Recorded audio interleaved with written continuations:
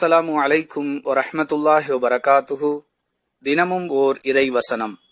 உறவினருக்கும் ஏழைக்கும் நாடோடிக்கும் அவர்களின் உரிமையை வழங்குவீராக.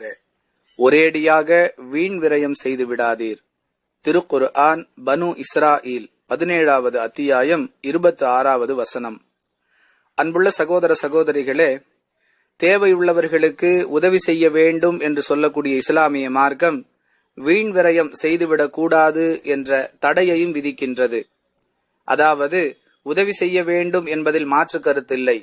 உதவி, பொது பணிகள் போன்ற காரணங்களை முன்வைத்து தேவையற்ற செலவுகளை செய்து பொருளாதாரத்தை வீணாக்க கூடாது என்பது அந்த எச்சரிக்கையின் நோக்கம். அதையே இவ்வசனத்தில் அல்லாஹ் தெளிவுபடுத்துகின்றான்.